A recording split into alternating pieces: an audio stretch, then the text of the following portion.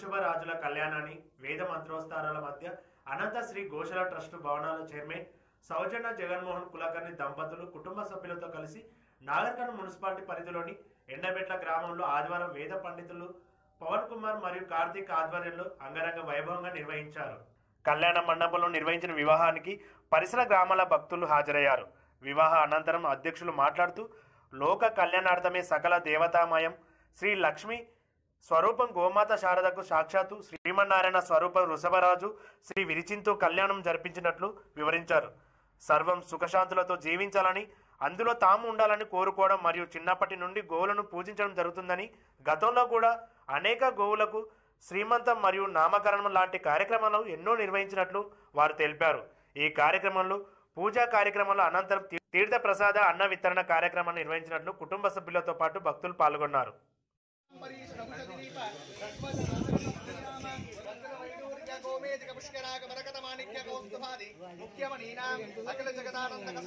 భగవతో శ్రీ లక్ష్మీనారాయణస్య ప్రసాదేన అనయోర్ దంపత్యోః ఇక్షు క్షీర ఘృత గుణ గోరోచన మంగళ ద్రవ్య విధాన్ని అందరికీ చూపిస్తా ఉన్నారు. అందరూ కూడా నమస్కారం చేసుకుంటూ ఉండండి. సుముహూర్తే సావధాన, శుభలగ్నే సావధాన, శ్రీ లక్ష్మీనారాయణ ధ్యాన సావధాన. భజంత్రి గట్టి మేళం. ఓం గోవింద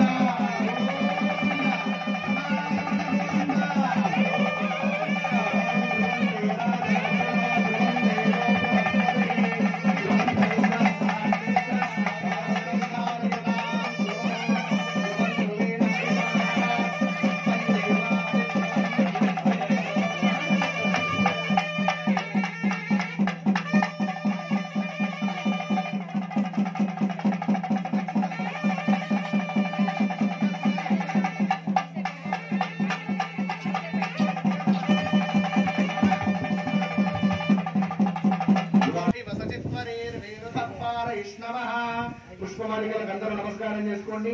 మీరే సాక్షాత్తుగా ఆ దేవులకు పుష్పమాల వేస్తున్నట్టుగా భావిస్తూ ఆ యొక్క కళ్యాణ తిలకాన్ని వీక్షిస్తూ ఉంటారు. ఓం యోపాన్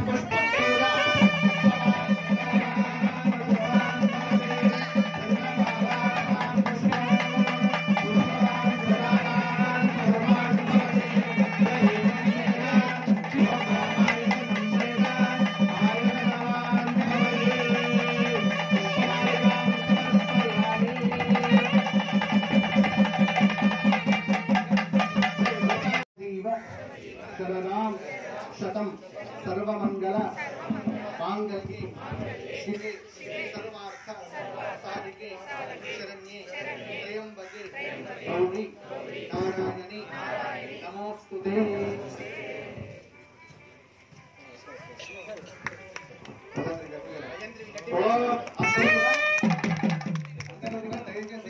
నక్షత్రాలు వేసే వాళ్ళు దగ్గర వచ్చి పాదాల దగ్గర వేయాలి.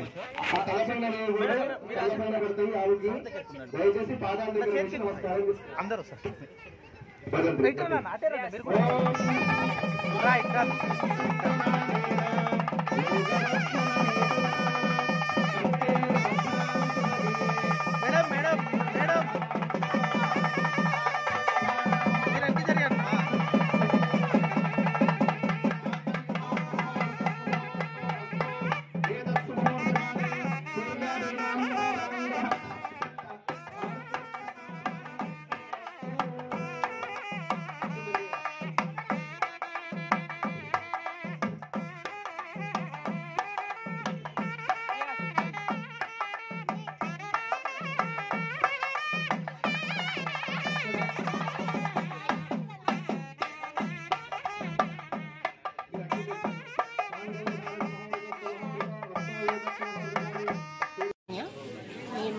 ఎండబెట్ల గ్రామంలో అనంత శ్రీ గోశాల ట్రస్ట్ ఆధ్వర్యంలో ఈరోజు గో వృషభ కళ్యాణాన్ని అంగరంగ వైభవంగా చేశాము.